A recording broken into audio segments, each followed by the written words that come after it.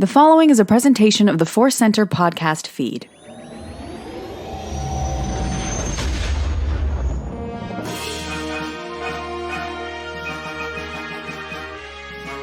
From the center of that galaxy and direct, straight right here in the center of ours, this is ForceCenter presents OtherCenter. I'm Napzok. I'm Joseph Scrimshaw, and sadly, right after this, Jennifer Landa won't be saying I'm Jennifer Landa. Well, maybe she is somewhere. Maybe she's in her home saying I'm Jennifer Landa out loud. But sadly, Jennifer isn't here with us for this episode of Cues of the Other. That's right. She had to take care of life after we had a wonderful, long discussion about growing up in the 80s. Check out that episode. That was number 599 overall of the ForceCenter main show, the OtherCenter main show as it is right now. And this is episode 600. That's a big number of the main show around these parts. And we want to thank you all for making this possible by listening, supporting, telling your friends, being part of this community. And also, maybe checking out our sponsors. Hey, there's a transition like a radio man from old. Today's podcast is brought to you by Audible. Get a free audiobook download and a 30-day free trial at audibletrial.com/ForceCenter. Over 180,000 titles to choose from for your iPhone, Android, Kindle, or MP3 player. Check that out a little bit later. Actually, right now, let's do a recommendation. Joseph, do you have a book you want to recommend? I did not pick one out. Do you have one ready? I'm going to get one right now. This has been a fun little side adventure journey for all of us here, where we always scramble to find a little bit, but I got one. One of my favorite authors. I haven't read him as much in the last few years, but he's great. His name is Mike Gale. He's a UK-based novelist, and he's got a great book out there called Turning 40, which is really in my rearview mirror. It's a great book.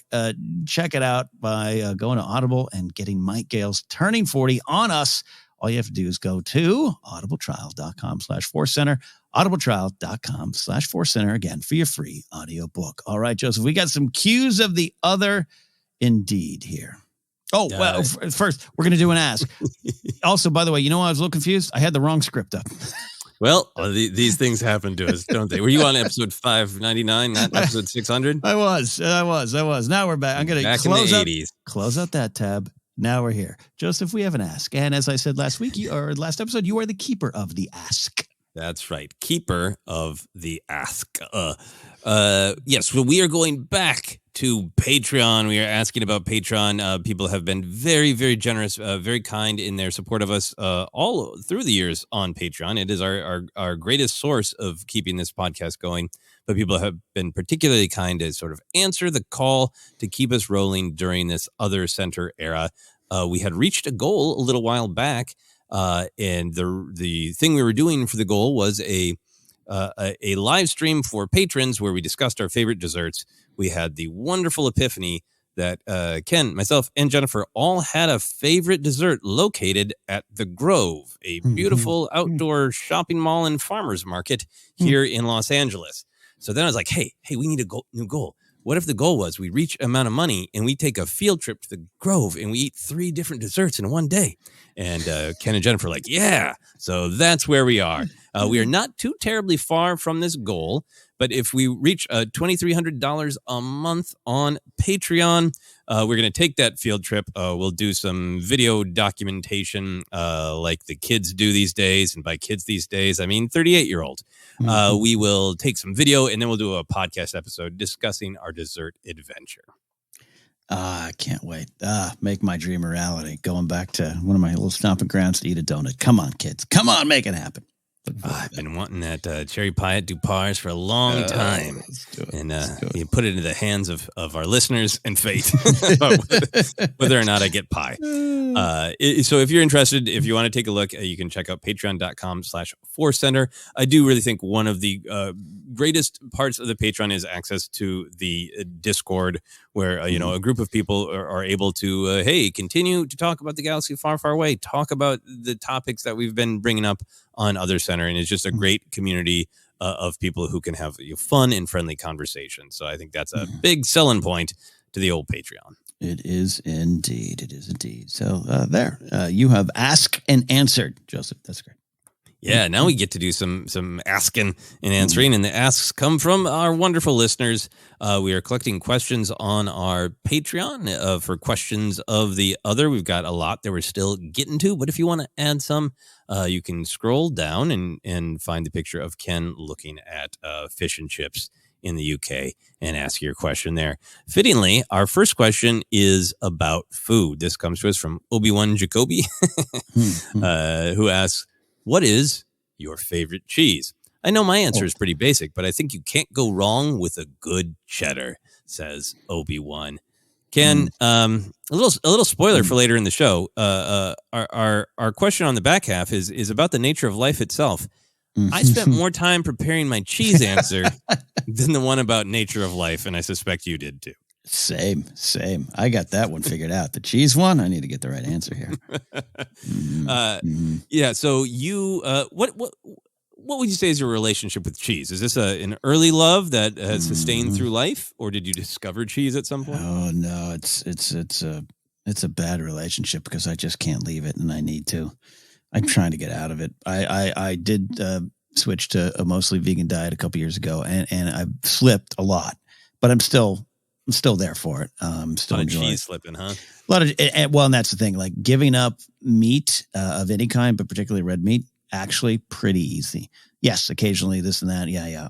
Love that. But like I got a little depressed last week. I got a little bit of bad news hit, and I did a panic run to the grocery store, and I bought some hamburgers, which I haven't made for myself for a while, right? And I made them. It was great. And man, I felt so bad. I felt so like physically, like emotionally, yes, but physically, just no. Once you kind of purge the meat, it's kind of easier to keep that going. But the cheese, and there's decent vegan cheese substitutes, but it's just that it's a substitute. The meat substitutes are better than the cheese ones. So I do love cheese. Who doesn't? It's so hard unless you can't have it. So yes, I have some choices, but I want to get your overall thoughts on cheese. Yeah, I mean, I think there aren't a lot of. I have sort of been bemoaning a lack of culture in my upbringing. But one thing I think the Midwest and generally Scandinavian roots did give me is a strong and hearty love of cheese. It was just like out of the gate. I love macaroni and cheese. That was my favorite thing, and it burned into my memory. When I was quite young. My dad came home from work to have lunch, and I was just eating like a big pile of cheese. And I think he was just trying to joke around with me. He was like, "Hey, maybe other things to eat other than cheese." And I just that day seen a thing on Sesame Street about like how good dairy is for you. Just tore into him like Sesame Street says cheese is great, and I'm never gonna stop eating cheese. That's my origin story for eating cheese and perhaps for life. Sesame Street told me it was okay to eat cheese, and I'm never going to stop. It remains one of my favorite foods. Yes, it does for me and you and all. Yep. So, how long is your list? We talking 5, 6, 10? How many cheeses? No, in terms of favorites, it's actually short. And I start right where Obi-Wan Jacoby starts as well. Cheddar, just a good, and I like a mild cheddar, maybe a sharp, but cheddar is great. Also, I have a little bit of a sinus issue that's plagued me for a few years now, and I was talking to my acupuncturist and. She was like, well, you avoid cheese. I'm like, yeah, I'll try. And she goes, but cheese is okay as long as it's not cheddar. I was like, well, what? There's the problem. Just cheddar has the ability to clog sinuses a little better than the other cheeses. Okay. Well yeah. But too bad. I'm right there with you. I'm more sharp cheddar. I like sharp cheddar, but cheddar is just like it. It's the T-Rex of cheese. It's solid. It's solid. I used to love getting a block of cheddar. And then just sitting, at the counter in the kitchen and just slicing off pieces and eating it, right? Like, who hasn't experienced that joy? I miss that. That's the thing I miss. Yeah. No, I am trying to be mindful of my diet, and one of the main ways I'm doing it is like maybe don't just have 5 slices or hunks of cheese for lunch. Maybe. That could change a little bit. So cheddar's a great one. What do you? Feel like doing some gross Howard Stern bit. What do you like doing to cheddar? Do you melt it? What do you put it on? Yeah. Cheddar is great for burgers, that kind of thing. Obviously, I'm a big fan of making quesadillas or tacos at home. Ooh. Cheddar's the winner for that. Yeah. There's other things, and I got some other choices we'll get to, but that's kind of where I go to for that. And then just, again, eating it straight from the block. Straight from the block. And no other cheese do I enjoy doing that. Like, I don't slice off American. Maybe smoked Gouda. Gouda's on my list as well, but Cheddar's the only one that historically I have said I'm just going to eat straight from the block. You don't do like slices of Swiss or Colby or kind of your other expected cheeses. Nope, don't like Swiss. Well, I can take it. I very rarely turn down a cheese, but no, I'll try to avoid Swiss. Colby isn't my favorite, and I go back and forth. I have Swiss phases. But it's not a huge one for me. So I'm with you for cheddar. You also said the magic word, which is smoked. I love Gouda, but for a while my social group had all these movie parties, and different people would bring different things. And the friends who were in charge of the cheese plate was like, "Where is all the smoked Gouda going? Why is it gone after the first film?" And I was like, "It's me." So then for years they'd be like, "We got your smoked Gouda." But so my wife, we get blocks of cheese, we get shredded cheese for, pasta and wraps. There's always shredded mozzarella to be sprinkled on things. There's often shredded cheddar. But then she gets what we call treat cheese, which is just a small fancier thing to be sliced, and you just have a slice before dinner.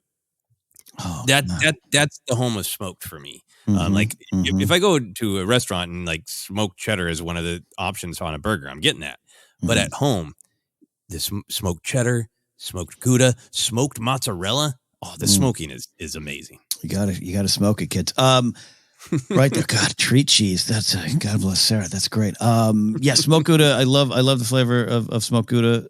And it's a good, anything that I'm going to put cheddar on. I don't know if I'll do quesadillas or something, but I might mix it in. Like it's not maybe, but like if I'm going to add like smoked Gouda for me, I need bacon with it. Like it's a bacon burger. I'll put some smoked Gouda. It just classes it up. It just adds some class to what's going on the plate. Fair enough. Okay, so we got cheddar, we got smoked of all varieties with a particular nod to Gouda. What else is on your list? So pepper jack. But pepper jack is pretty specific for me. I will, if I go to a sandwich shop, sometimes I do go to the chain one that is based on an underground mode of transportation. I will always get the pepper jack, and I don't do it elsewhere. Take it back. If I'm making a quesadilla, a cheddar and pepper jack mix is great for me too. Or 4 cheese. Oh God, there's so many options, right? But there's just something about it. I do love spicy. Can't always handle spicy. Not emotionally and spiritually, but physically. But I just, there's something about that kick in a sandwich. It just, it heightens the tension in the sandwich. Yeah. It just makes you feel alive. Yes, it does. Well, pepper jack does, in my experience, range from this is the mildest bit of spice to, the cheese is attacking you. Yeah. Yeah. Oh, yeah. You never know when it's just going to hit you. Yeah. So pepper jack is a great choice. I'm very curious to see if you're with me on this, or you're against me when it comes to cheese. I love goat cheese, particularly on pizza or a burger. And I know that pizza already has cheese on it, so getting one of the other toppings to just be a glob of goat cheese, another kind of cheese, is maybe indulgent, but I love it. I'm not against you. I would follow you on that, but I don't seek it out. You don't seek it out. Yes. If you encounter it, you're like, fair enough. I don't need to skip this because there's goat cheese on it, but you're not like ordering it. Yeah. It's not quite like I consider it an abomination. Like cheese shouldn't come from a goat. Like it's not that. I think as a kid I did. It was like, that's not right. But I go for the other ones first. But if I'm at your house and you're like, Ken, we made a goat cheese pizza, I'm taking a bite. Okay. If we were, I don't think we've ever done this because it's not the 1990s. We're not playing GoldenEye every night. But we've never ordered a pizza together, which used to be just like one of the rites of passage of friendship. So you learn. If I suggested, if we were ordering a pizza and I was trying to put goat cheese on it, would you be like that? We only have 3 toppings, and you'd be like veto on the goat cheese? No, I give it a go. I'm so wide open with my pizzas, and I'm a big believer in pineapple on pizza, which causes people to have violent, angry reactions towards me. But I've lived with that. I live with that shame of pineapple and pizza love. But I'm there for that. Let's do it. I'd goat cheese and pineapple. Why not? Yeah. Sure, it's pizza. Yeah. It's really on my mind because I had a burger where goat cheese was one of the options. They must have been like needing to clear out of their goat cheese because they put so much goat cheese on that burger that it was trying to slide out of the bun, and it was heaven. Oh, I love that. Oh, all right, so what else you got? That is so I'll switch to American. I do like American if like that goes good on like a chicken sandwich if I'm making like a chicken burgers. Our listener, our friend Jonas Bergen would say, like, why don't you call chicken sandwiches chicken burgers in America?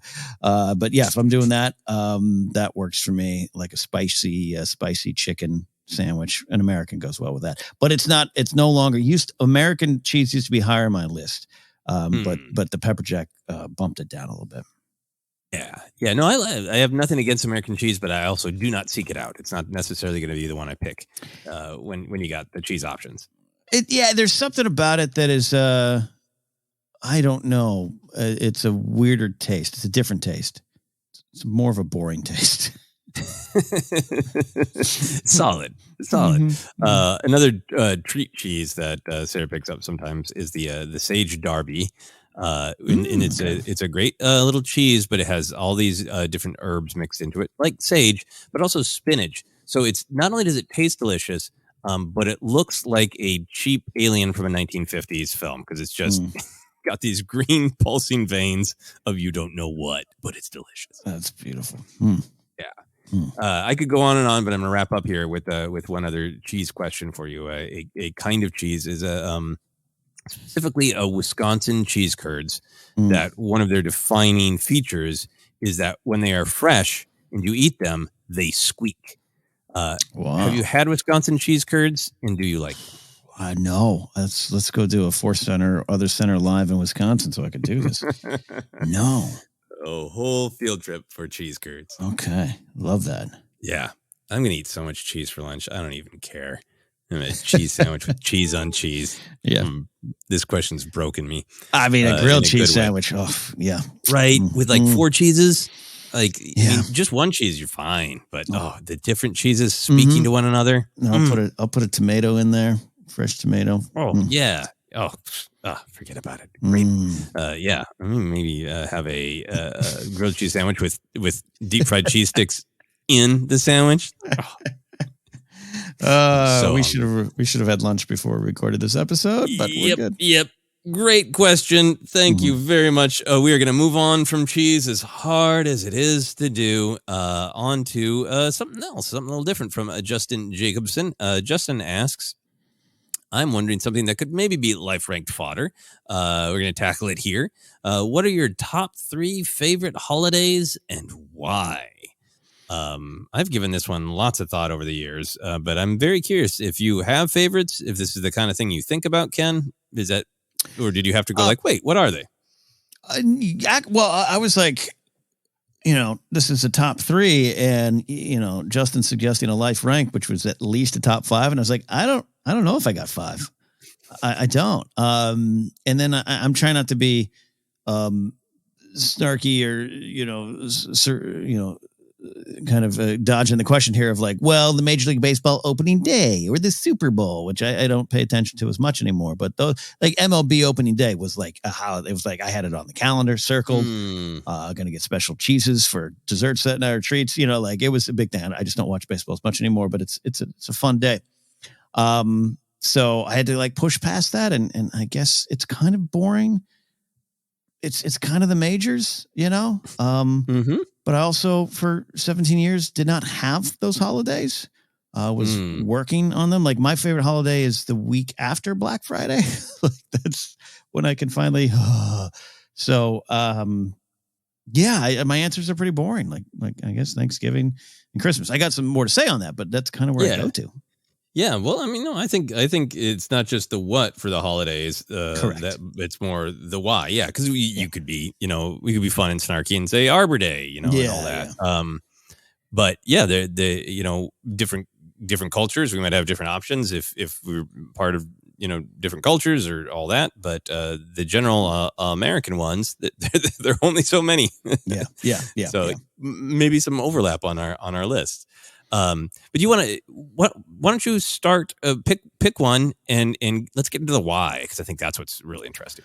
Yeah, so I go to Thanksgiving first, and we'll do a acknowledgement, but yes, there's some of these holidays come to us, and the histories of them are complicated or not what they are, and all those things, and I'm in a part of my life where I'm really enjoying digging into the truths of situations, which doesn't mean I write off the holiday with a complicated past, because I think there's a spirit behind the holiday that I enjoy and I connect with, and that's Thanksgiving for me.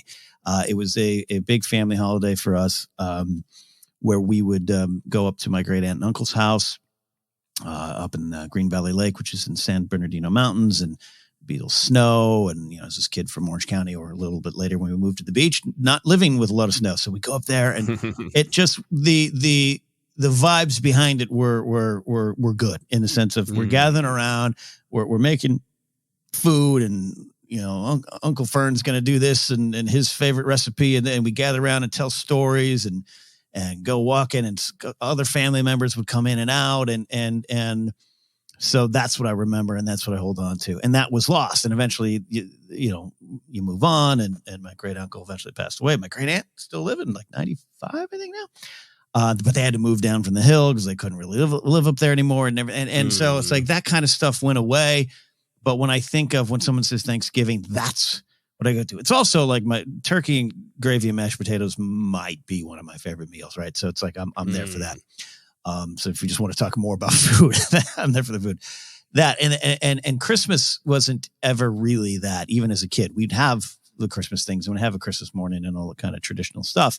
But even before I got a job where I spent Christmas alone, or going to my grandparents in Anaheim alone. Like my favorite Christmas was like 2010. I think I got Carl's Jr. and I played Red Dead Redemption 1, and no one talked to me, and I didn't leave the house. That was my favorite Christmas. That had a lot to do with my job and just where I was at the time of my life. But yeah, that's why I go to Thanksgiving, just that period of time. And then I have just the warm memories of being a little kid and waking up at 5 a.m, which was, oh my God, do you know there's a 5 a.m. kind of hack joke? And I'd go up, and my great uncle would have the fire going, and he's already starting to cook for the Thanksgiving dinner that night. And that's what I go to. Yeah, no, that makes sense. Now that you don't work retail, and you can kind of, I would imagine, make Thanksgiving a little bit what you want it to be. What is your Thanksgiving like with Grace? It's nothing. I mean, yeah, we don't. I'm going to be really outed as antisocial grump here. I don't love a lot of the holiday things anymore. So like, we'll be at home. We might get some Thai food. She, we'll make her sister makes some good vegan turkey kind of things. Like you feel like you're having a Thanksgiving meal, because they're both vegan. So it's like, we've done that. But I think other than that, it's a chance for us to just intentionally be alone at home, quiet, watching a movie or a ghost show. And then Christmas, even less so. And then my mother, people always laugh at this. My mother, she can be a little overdramatic, as can I. That's why I'm a podcaster. Maybe 7 years ago, called me one day. And I think I was still working at the malls, but I would be able to get up for Christmas if I could, just like a day or two. She goes, "So I've canceled Christmas." I'm like, "Whoa, wait, what do you mean, Mom?" She goes, "I've just decided we're good." It's like, I don't want anyone to come up here.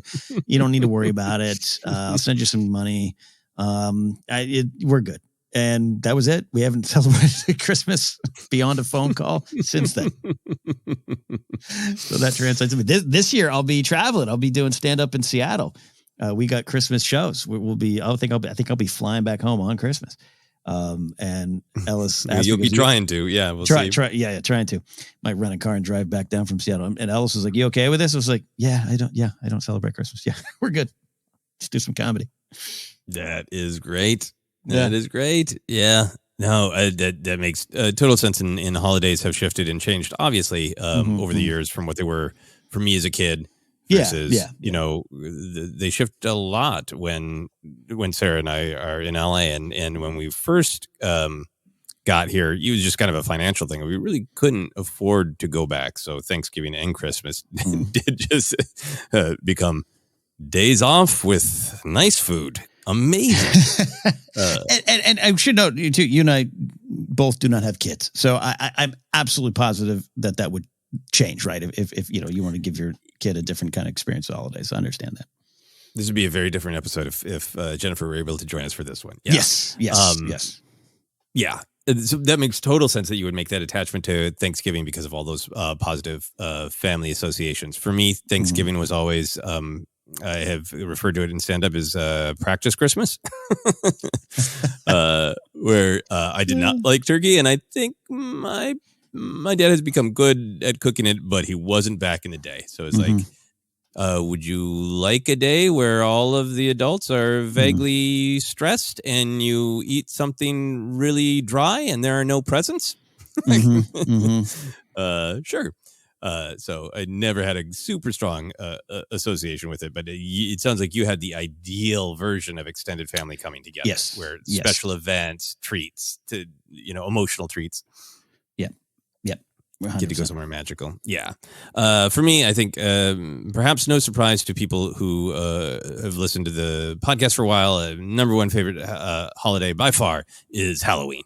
I've also done stand-up bits about this of like, obviously all holidays have deep roots that can be complicated, that can be tied to specific beliefs, or in the case of things like Thanksgiving, really upsetting histories. Halloween is, and then they have their modern, connotations and their secular versions, and then how they evolve over the years. So they're all complicated.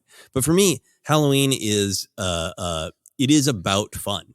It is about, there's no, I have said this as a joke, and there's truth to it. A lot of holidays have a level of, in my opinion, guilt or finger wagging attached to them. Even a really good Thanksgiving, like, you should be thankful, which is a great idea, but it's a you should with the finger wagging. Yeah. Anyway, I don't need to go on and on. There's no guilt attached to it. It's just fun. It's just put on a mask and get candy. Even if you're a kid, there's no you should. It's actually you get to do something that you would like to do. Dress up like a weirdo and eat candy. As you get older, or at least as I get older and delve into the history of horror and ideas about spirits and all these things, it's about the possibility. It's about horror has been a home for lots of people who feel othered. So Halloween is like, let's have fun. This one's for the kids and the weirdos. So I absolutely adore Halloween. It's just by far my favorite holiday. Yeah, it's Grace's too, and it's not mine. So we have. You did not have good experiences, though, right? You were not. Yes, it was. I did you had not. Some negative religious issues, right? And I'll say this. I don't begrudge it at all. I had a great time, but I like how you're describing Halloween, as you often do. You're finding the themes in it and the personal themes in it. And I think you're really right. And I think Grace would agree with you on a lot of the reasons the other getting to chance to be more themselves is through a lot of these horror films and the genre and the holiday. I think that's really right. But I wasn't raised in it. We went to every year at our church had a Hallelujah hoedown, and we all dressed up in Western gear, which had its own weird implications. And then we'd go on the parking lot to have a safe and secure society, a safe and secure Halloween, which I get. And you and I and Jen just talked about some of the realities of the paranoia of razor blades and apples and some of the truths about the razor blades and apples. So I don't totally begrudge it. But because of that, did not have the holiday. Did not view it positively. So whether they later on found that to be true or not doesn't matter. I just didn't grow up with it. I do not love dressing up. It annoys the hell out of me. So and not that if you, Joseph, showed up at my house dressed up, I wouldn't be annoyed with you. But for me, when someone's like, it's a mandatory costume party, I'm like, I'm not coming. Like, we're not there that night. Grace doesn't like to dress up either. She just likes the season and the holiday. But anyway, but it's not, I say none of that to take away your joy or anyone's joy for the holiday. Because also I love candy, and hottest take of all, Joseph, I love candy corn. I love candy corn too. It's deeply, deeply unnatural and weird. Yes. Yes. What are your candy corn thoughts? All of it. I've even had the turkey flavor one, the turkey dinner flavor candy corn. Oh yeah. Which is an abomination straight to us from hell. Sorry. I'm so hungry. I'm thinking, can't get my words out. But no, I've had like friendships be affected by my love of candy corn. Yeah. Like, I never get it when people try to point out that it's not good. It's like, yeah, no, I never thought it was good. It's unnatural and disgusting and in a beautiful way. This is, I mean, I love it's like somebody trying to make an argument of like, well, that martini's not very good for you. Like, that's not why I'm drinking it. You know? I love Peeps as well. I love all the weird candies. Yeah, it is beautiful. And I'm with you on, I loved dressing up when I was younger. And then, between weather and fear, I largely had that taken from me. But then I love costume for theatrical stuff. Right. Early in my sketch comedy career, I joked with my compatriots that you could walk into like a theatrical type costume store and just like pick out weird hat and weird glasses, and then find what's the character that would have that weird hat and glasses. Getting to play a business person or a superhero, or I did children's theater and I've been a pig, I've been a troll, I've been all sorts of animals, the squirrels. God, I've dressed up but anyway, point being, costumes for me became, if I'm wearing a costume, I'm being the character, and that's some of the joy. So then when people started to have like adult costume parties, and my friend would be like, well, I'm dressed as Mario, but I'm just standing around talking, like, it was weird to me. Like, well, be Mario then. So I feel weird because I feel like I'm backstage. Like if I'm at a Halloween party and I'm dressed as a squirrel, I'm just feel like this feels weird to just stand around and not acknowledge that I'm dressed up as a squirrel. So I don't personally. I've dressed up a couple times. I did, like 2017. We went to a bunch of Halloween parties and I dressed up, and that was fun because I really embraced it because I wanted to. But I enjoy seeing other people dressed up and seeing how much they love it than dressing up myself. Yeah. See, yes, and like you and I both know a lot of professional cosplayers, and it never stops being impressive to me. But I also never want to do it, right? And so over the years. Regular, not counting cosplayers, but regular Halloween costumes at parties, sometimes a large percentage of them cause the same reaction in me that puns and wordplay cause. Where I'm just like, there's always the seasonal, there's always the yearly pop culture meme costumes. And like, I just remember the year everyone dressed like Lieutenant Dangle from Reno 911. And I love Thomas Lennon and I love Reno 911. But I just, every time I saw it, I was just like, dear God, just you and 700 other people in this town are dressed up like that. And it's a negative way to approach it that's dangerously close to squashing joy for other people. But I'm trying to be honest. That's the reaction where I'm just like, yeah, your pun. Great. You made a pun. Awesome.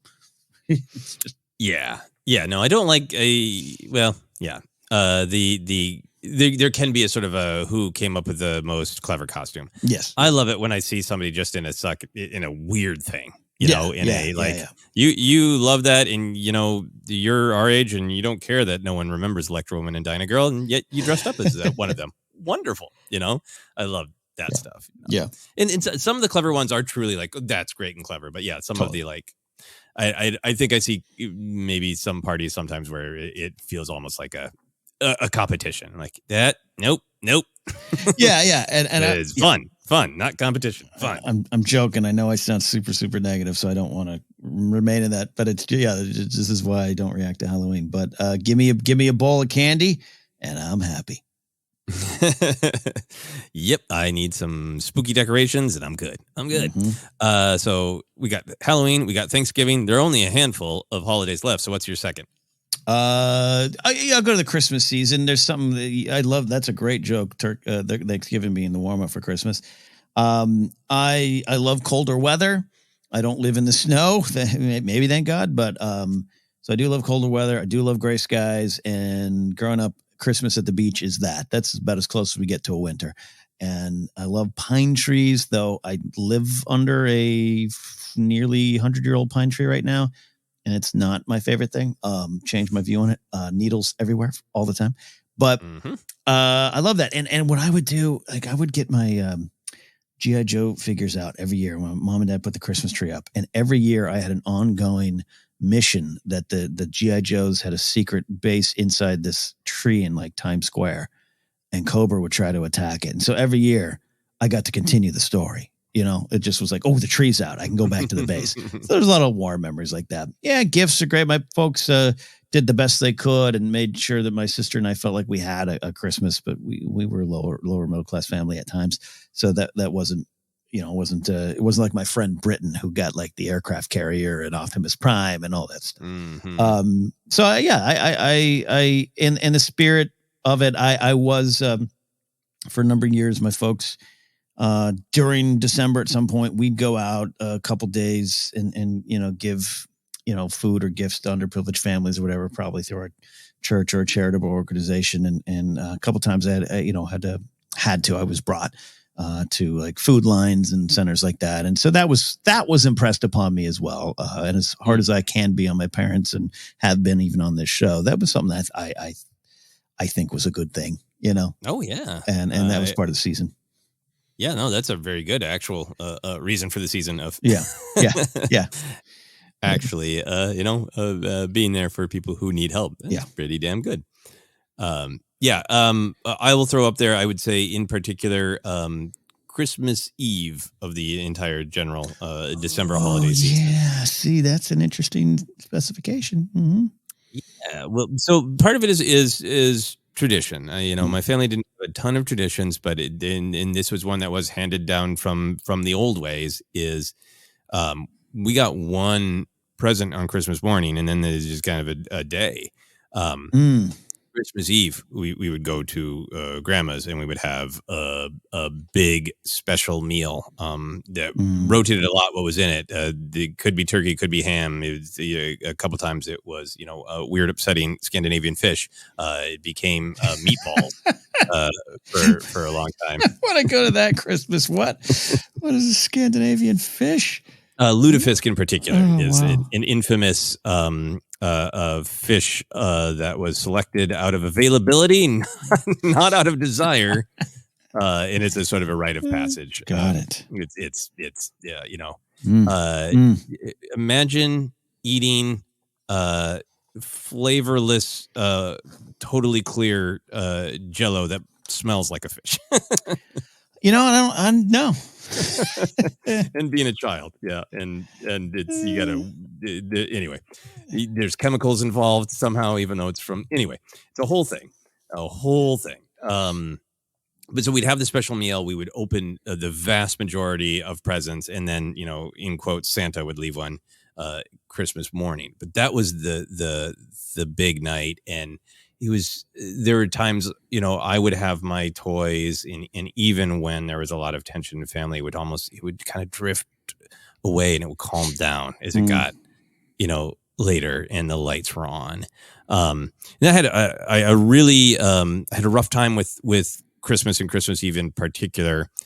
for a while there. In it was Sarah and I were just so ridiculously busy. I was doing shows on the holidays, and I was renting a theater, so we were responsible for the entire building. And Sarah was working the box office and her job, and we had traditions with friends, and we had 2 families, but these parts of the family didn't get to it. So we got to the point where like within 2 days we had like 4 or 5 events to go to, and there was nothing approaching relaxing about it. It was good to see family, it was good to see friends, but it was like, oh my God, I just need a breath. And one Christmas I got food poisoning, and Christmas morning and Christmas Day, Sarah went to like 3 events, and I watched Die Hard 2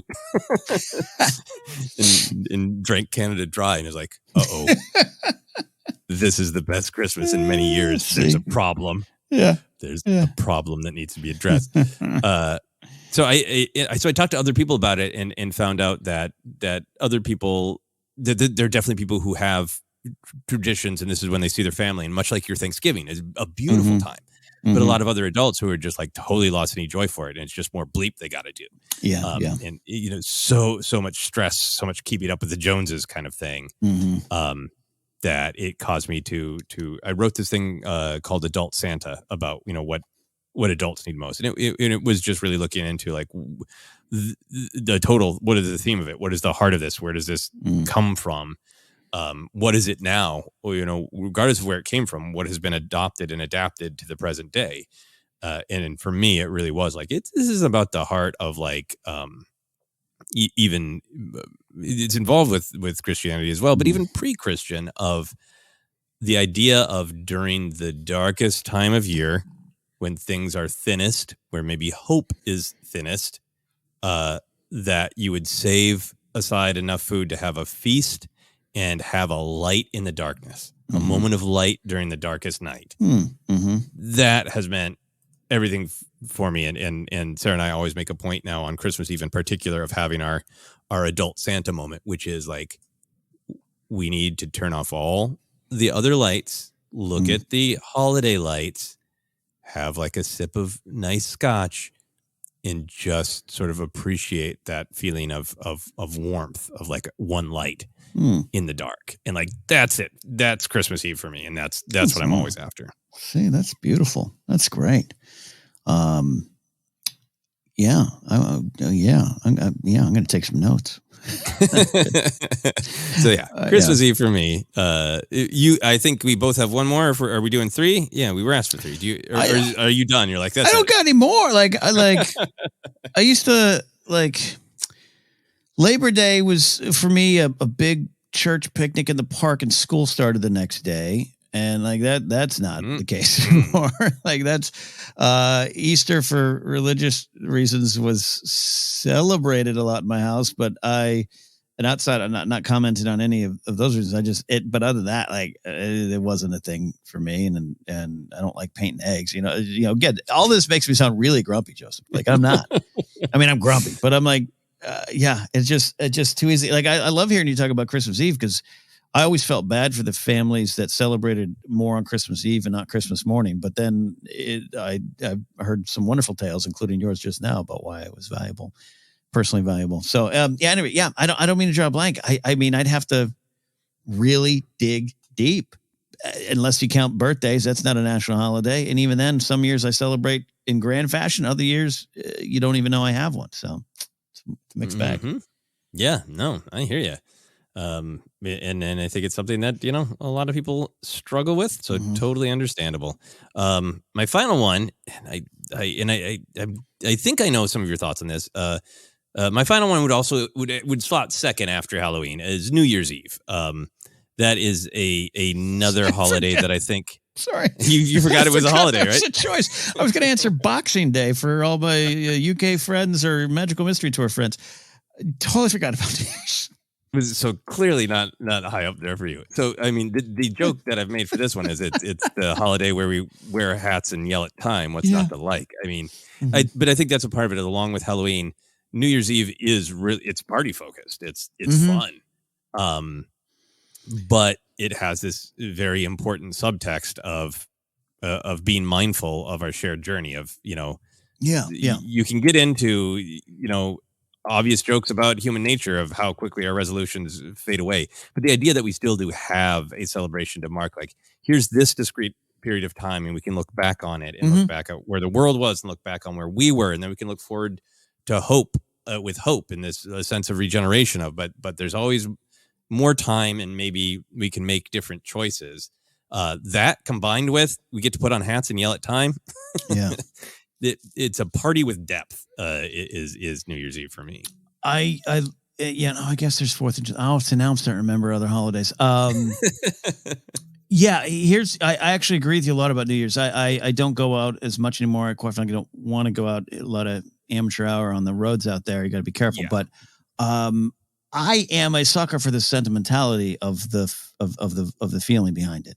Everything you're saying is important to me, actually. Yes, it's kind of weird and arbitrary. We just have these calendars and we flip the pages and, Joseph's got a new, sloth picture to celebrate and there we go. A month has passed.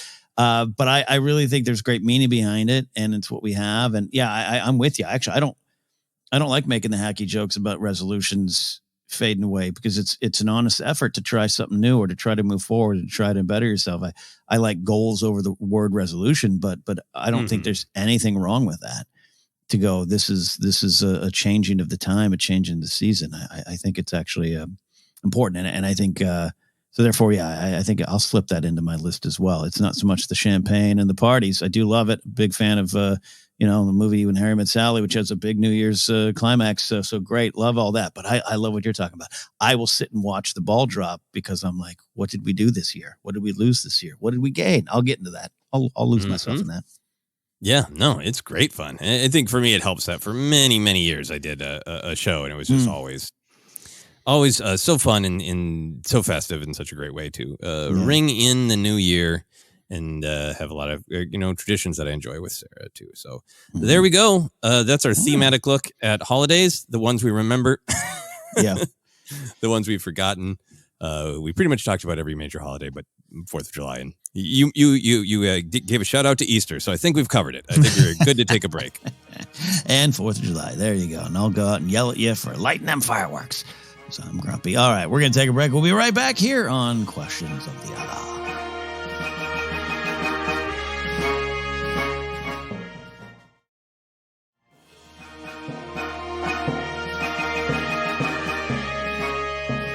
Hey, we're back. Episode 600 of the main show on this podcast feed. ForceCenter presents OtherCenter. Your guys' questions have been fueling this series here. Oh, I love doing it. And Joseph, we've got a small question coming our way now. That is right. We have always such a great collection of questions that take us in different directions. We've talked cheese. We've shifted gears a little bit to a deeper topic of holidays. And now we have perhaps the question. This comes to us from Victor Lopez de los Moses Gomez, who says, my question is simple. What's the purpose of life? Thanks. To be very clear, that's Victor's thanks with a nice exclamation point, which is just such a positive way to ask a question. Thanks. I'll take my answer off air. What's the point of life? Thanks. Or I guess rather the purpose, which is different than the point.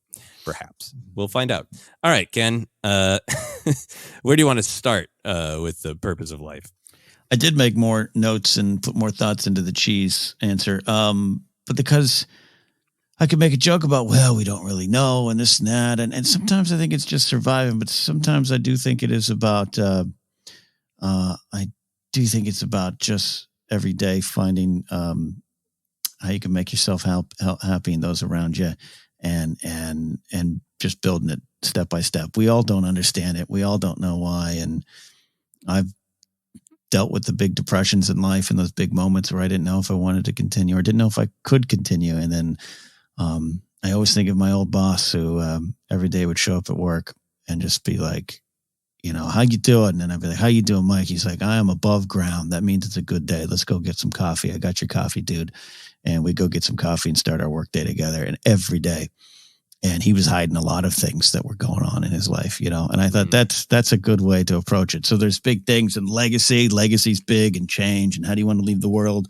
Got an argument with my mom recently where I was just like, how how do you not want to address some of the big issues in life and leave this place better? And she just said, I just want you to be happy. I'm like, but I'll be burning up in a drowning California. Don't you want to help at all? Like, so there's that kind of stuff. And you and I can continue to discuss that here. But I do think actually this question is simple, Victor. Just try to live each day as you have it. Yeah. Yeah. No, I mean, it is one of those questions that's so big and so complicated. You almost have to come back to the thesis statement. To what's you can have some supporting arguments for your thesis statement, but what's the thesis statement? Yeah. I think, the purpose of life for me, it gets into like, how do you lead a good life? Maybe even somewhere in here, how you have a happy life. But for me, like, what's the purpose? I will never cease being fascinated that we are creatures who want to have a purpose and want to know a purpose. And I fully understand and respect that many people find the answer to this question in religion and different forms of belief, and I respect that. For me, I feel like I don't know why we are here. And that in of itself is the beginning of like, well, if we don't know, then we better find one out or make one. I guess is the point. I think a lot of great comedy and art comes from that essential human confusion. And again, with all the respect to people who feel like I got an answer to this, that we were born to wonder why we're here, and we don't maybe know. And there's some things that we don't have answers for. I think that's a lot of what art and comedy are wrestling with, of trying to figure out why we are made the way we are made. So maybe one answer to this for me is the purpose of life is to wrestle with and make a purpose of life. Yeah. I think that's a great point. I absolutely really like that. It's not just bumper sticker self-help here, but what are you going to do with what you got? And there's different levels of experiences, perspectives, and privileges and places in life. But sometimes even, you're going to have your ups, you're going to have your downs, you're going to find yourself in good spots and bad spots. But that's a little bit of what my boss would instill is we're going to make this day good. And that's part of the purpose in finding it. And whether it's art or just business or being kind to a stranger, I don't know. Yeah, I think it's a big. You're right. This is a big giant question, but what's the purpose? Make a purpose. That's a great way to look at it. And I think this kind of dovetails with some issues of storytelling. Hey, I like it sometimes when a story is happily ever after. This story is the chapter of in this character's life where they face the worst challenge they have to face, and in comparison, everything after that is not as interesting of a story. But the prevalence of the idea of happy ever after, I think, has left a lot of people thinking that they need to kind of have something figured out, and then everything's good, Solved, right? Yep. You got a career goal or a relationship goal or a financial goal, or when I have this, I'll just be happy, and you see a lot of people on social media, I think, making really good jokes that are sharing the human condition of like, when this TV show comes back, I'll have what I need. Like, so I think I really like what you're saying about your boss, because I think, for me, it's important to have an awareness of challenges go on, and even if you kind of have, if you could make a list one year of I want to accomplish these 5 things, and you accomplish them, it doesn't fade out and everything's fine. It's life is still life, and there's still ups and downs. Yeah. There's still good days and bad days. So I think for me, a part of the purpose of life is like approaching it that way. It's so hard to do because I still get trapped in that. Well, if I had X, then everything would be great. If I had that house on the hill, everything would be great. If I had this career thing I wanted, everything would be great. And there's no just great. That's part of the human condition. There's always ups and downs. There's only one finish line that we all cross, right? Eventually, and we're all guilty of that without a doubt. But if I just have this, especially when it comes to my career, if I just had this one piece of tech, I would have 200,000 downloads. And it's like, no, you have to wake up every day, decide that you're going to work at it, or decide you're going to do this, or know a little bit of luck. And sometimes I have those conversations with friends of why is it always going to be hard? Because it's always hard. That's the thing. That's the rub. That's the rub. It's always hard. And you just got to find your way through it to find the purpose in that. Yeah. Yeah. And I think, I don't want to come off as self-help gurus of here's the mastery. I said on the episode recorded earlier today, because we're recording this on Monday, I've had a really rough week. And I try to accept that as let myself feel sad, let myself gnash my teeth and be angry and bitter, and know that I'll come out of it. And it's, you have ups and downs, but it's been making me think of like, okay, you're in a dark mood. What, why and what can you do to help yourself? So I'm not in any way saying these are the magic solutions. These are what I try to do. And sometimes succeed and often fail. But I find for myself that there's a balance between having a purpose, not, here's the purpose in life and I figured it out, but like a thing you want and you're working on, whether it's something really small, like I want to clear out this room and redecorate it in my apartment, or I want to get a new apartment, or I really want to be in a relationship, or, I really want to sell a screenplay, or like whatever it is, a thing that you're working toward that can give you a sense of purpose and a sense of accomplishment. I think I need that thing that drives me forward. But then I also need to do almost the opposite of that, of the moments where I just look around and appreciate whatever it is that I have.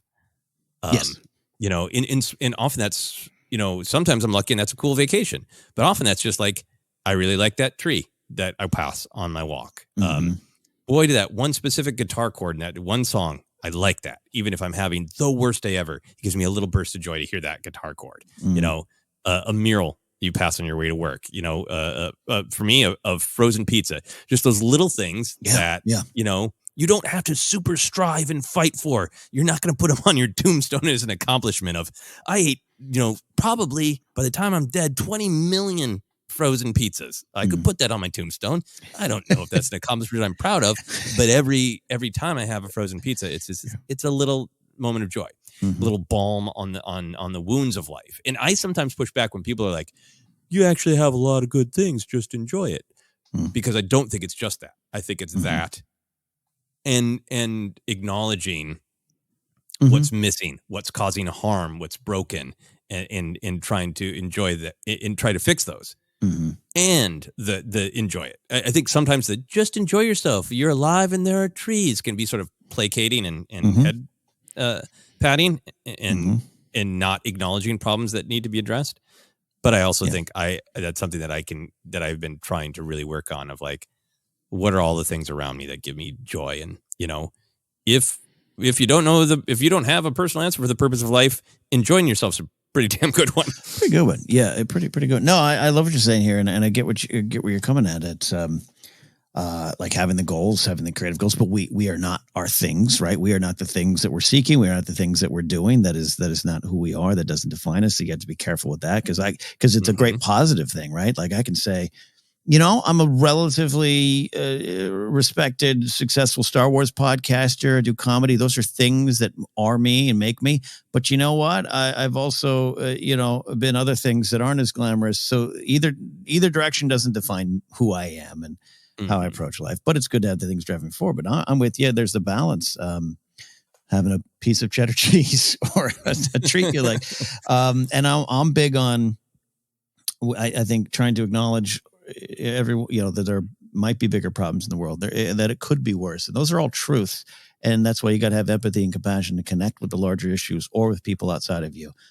That's actually one bit of advice I do think my mom did tell me a long time ago that was good, was, depression, which I suffer a lot, is just, and there's a lot of reasons and chemical reasons you have it in your brain, and it's a disease. And I don't want to I've always go out of my way to say, I want to make sure people know I understand that there's no easy fix, but it's kind of it's an egocentric thing. It's an egocentric disease because you're only thinking inward. And it just, my mom would be like, go volunteer with some puppies or something. Go help some.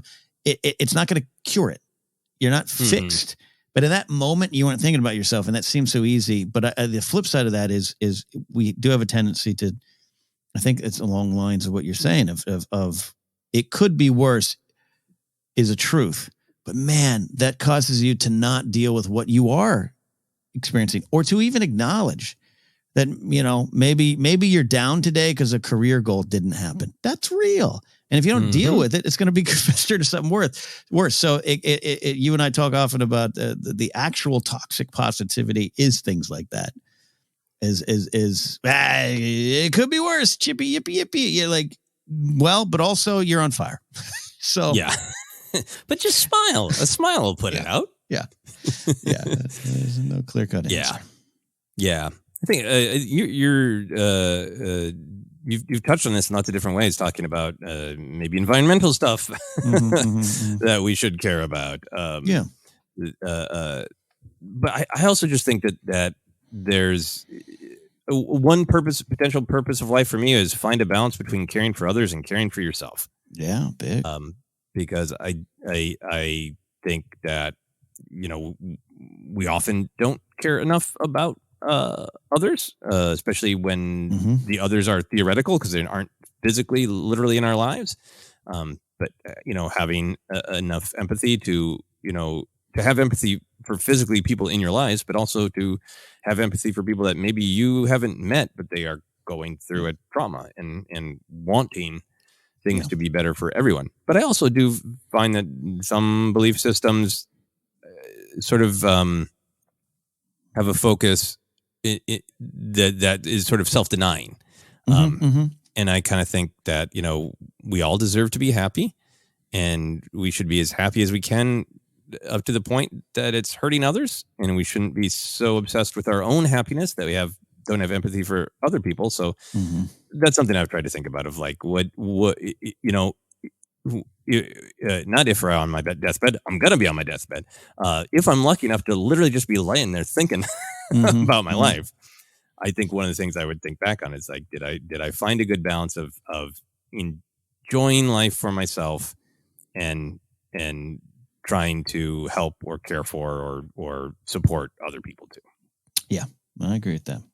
All easy, all simple. Real easy to do. Real easy to do. Yeah, I'm going to do it 3 times today. Yeah. Easy. Yeah. No problem. No stress. No ambiguity. Easy. There you go. That's the purpose. All right. Any other thoughts on the purpose of life or cheese? I'm going to have some cheese later today to help me get through my day to discover the purpose. It's all connected. Yep. I don't know if I'm going to be able to take any of my own philosophical thoughs to heart today, but I am going to eat some damn cheese for sure. Yeah. So this episode has been very inspiring on multiple levels. Yes, indeed. And that's the thing, too. You're not going to get it right every day, and all you can do is look to the next day. No. And thanks again for everyone who has been, speaking of caring for others. It has made a huge difference, the amount of support that people have had for this OtherCenter adventure, particularly when people have really been kind to listen to the story of why we're doing this and understand not just sort of like the rules from SAG-AFTRA, but how they affect us, and have continued to support us and ask us really fun, wide variety of questions. And we look forward to continuing to take questions of the other. That is it. Ken, you want to take us home? I do want to take us home. You can follow us on Twitter or Threads at ForceCenter Pod. We're on Instagram and YouTube live stream if you're listening here for tomorrow, Friday, 2 p.m. Pacific.